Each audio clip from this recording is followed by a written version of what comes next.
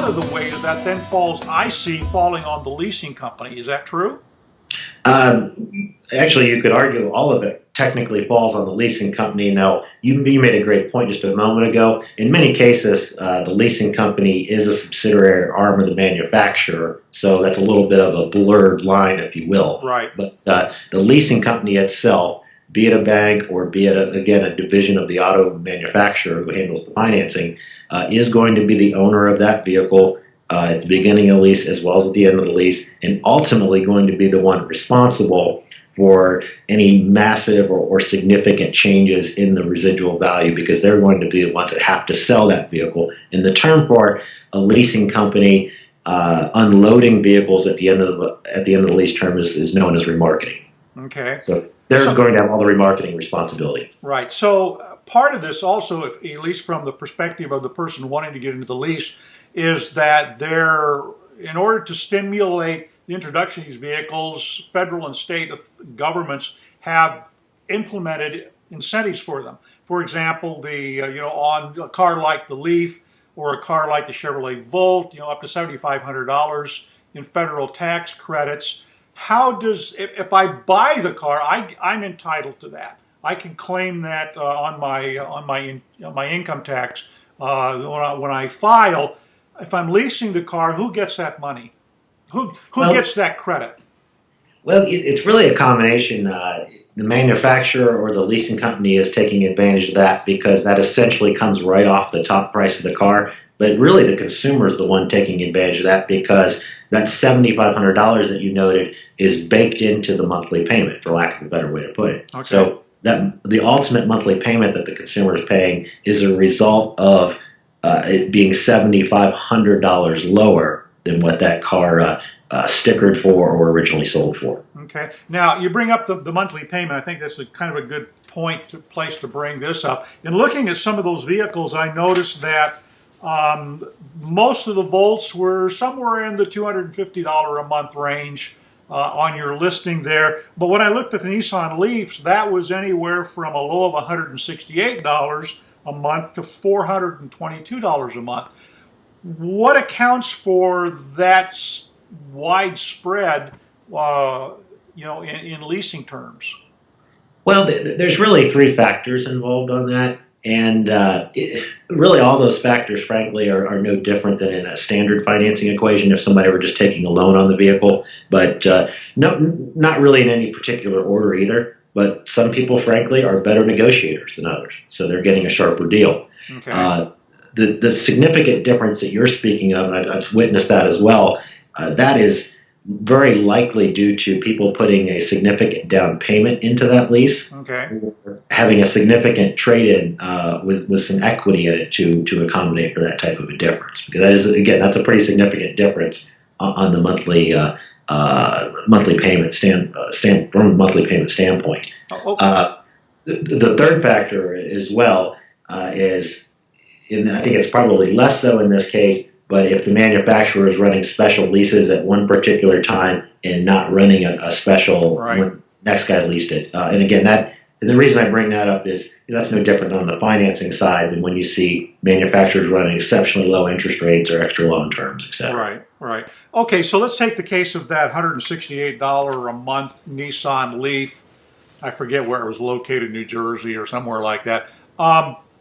Do I then, if I wanted to lease that car, do I then just simply, we do the paperwork, we arrange to have the car delivered, and I then pick up that $168 a month for whatever it was, 17 months or 30 months, whatever it was?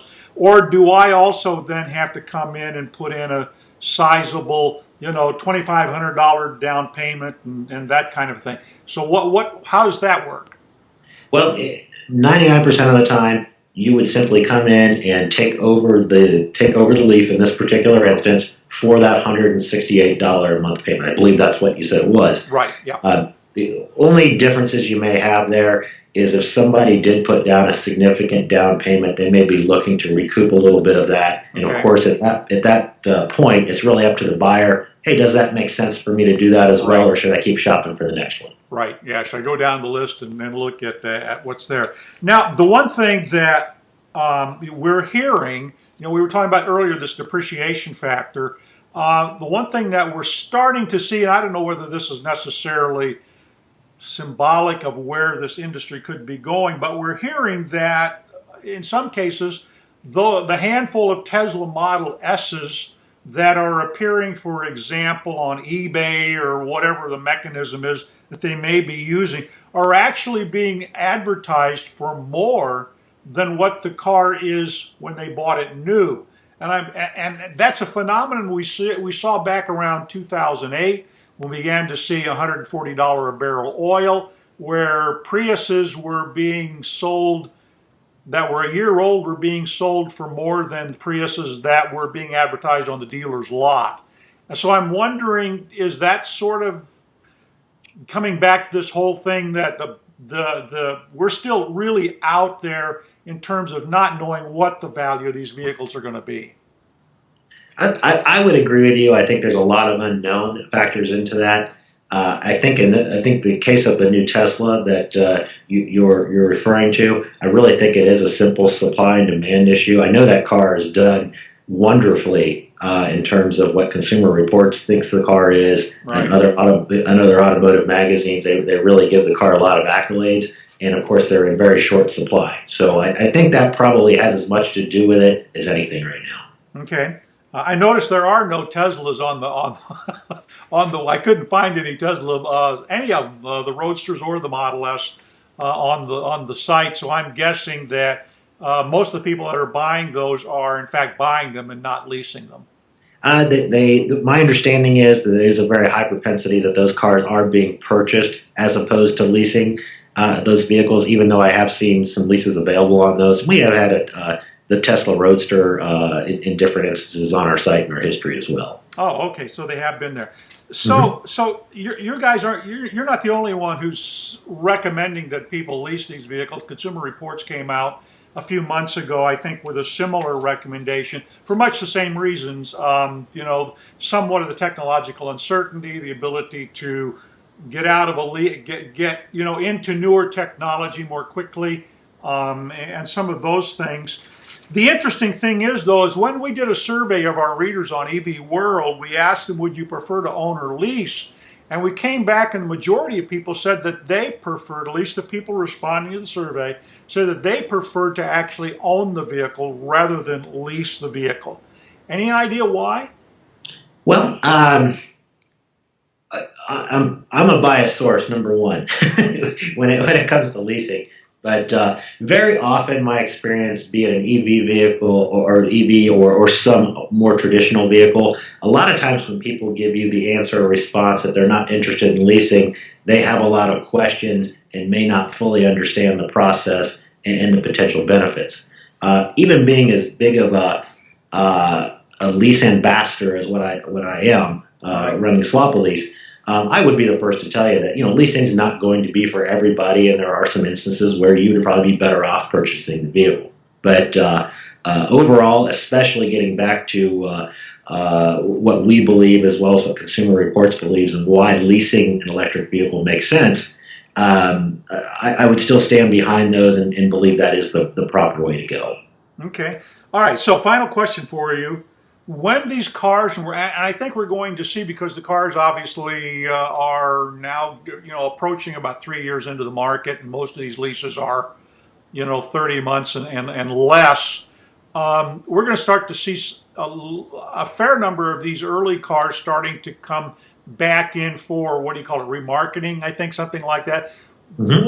What happens to those cars? Do they they send them through the Mannheim auctions? Do they list them on eBay? Do they ship them to Mexico? What's going to happen to those cars? And a larger maybe part of this thing, is there a window, because the car's 3 years old, but the car's warranted, the battery for 8 years, the drivetrain for 5 years, there's kind of a window there where maybe there could be some bargains you could pick up? I think there's definitely the potential for bargains, but the fact that it's an EV doesn't really change the possibilities when that vehicle comes off lease. Number one, the person who leased that vehicle originally or has taken over that lease subsequently will have the first option to buy that vehicle. Okay. So it's a possibility they're going to look at the price on that and say, you know what, as you just noted, this vehicle is still going to be, it still offers me peace of mind because all the electronics are warranted, and this is a pretty decent buyout price. I'm just going to buy it and keep this thing. It's been a good car for me. So that's always a possibility. Okay. The next group in line when it gets to the end of the lease is going to be the dealer. And the dealer will say, look, I can buy the car for X amount, and hey, that makes sense because I can put it on my lot, and I think I can make a little bit of money on that and turn around and make another customer happy. Right. The third scenario, of course, is the consumer doesn't want it, the dealer doesn't want it, it's going to go back to the leasing company. In that instance, you're absolutely correct. Those are going to go to the auction. Now, the auction is going to be the best forecast of what a vehicle is truly worth being in an auction format. And depending on what dealers can pick those up for there, they may end up on other dealers' used car lots at that point. Right. But all that being said, I think it's just a little bit premature for us to tell. The one factor that we have alluded to earlier, there hasn't been any significant changes in the electronics and EV power at this point, so I don't think that's going to affect the values too greatly, at least for this first generation of leases coming off. Right. I think when those start to come off, if there's any significant changes in the fuel situation again, that always plays a big factor in terms of consumers and how they view what cars to be attractive and what cars to go after. You also have to take into account what the new leases and new offers will be on those vehicles. Right. So, in some cases, there's going to be a consumer can buy a used vehicle for, I'm just going to throw out a number of 20 grand. That probably translates to about a $400 payment. But if I can go get a new Volt or whatever other vehicle for significantly less than that, that could hurt those on the used car side moving forward. Right. And I do think it's smart that the manufacturers, and I even see this going even more this direction, is not only warranting the batteries and the electronics, but just kind of offering a general extended service program overall for those vehicles to just remove all doubt and give that consumer peace of mind to keep those values as high as possible when they're being remarketed. Right. One more question I just have to think about. So obviously you're not in this for philanthropic purposes. Sure. I don't think so. So where do you make your money in all of this? Well, our business model is very similar to a classified ad model. And what I mean by that, people come to us to list their vehicles or advertise their vehicles to get out of. Okay. And very similar to eBay or Cars.com, AutoTrader, whatever the case may be, is we do charge a listing fee. Okay. Our listing fees start at just under $100. Okay. And of course, we have upgrades from there that are available to so your vehicle can have more exposure by all the buyers coming onto our site. Right. Now, a little bit different than most is we do charge a one-time, lifetime buyer registration fee as well. Okay. That can generally be purchased for right around $50. Okay. And the idea there, yes, we make some money off of it, no question, but we really do that as more of courtesy to our sellers. Because if somebody's willing to spend $50, go through the understanding of how the lease is taken over, because we help educate those people, we know that they're, in most cases, more serious about doing something than just simply being a tire kicker. Okay. All right. Good. Okay. Well, Scot Hall, thank you so much for walking us through the mechanics of all of this, and we appreciate it very much. Thank you very much. Enjoyed talking to you today. Okay. Bye-bye. Bye.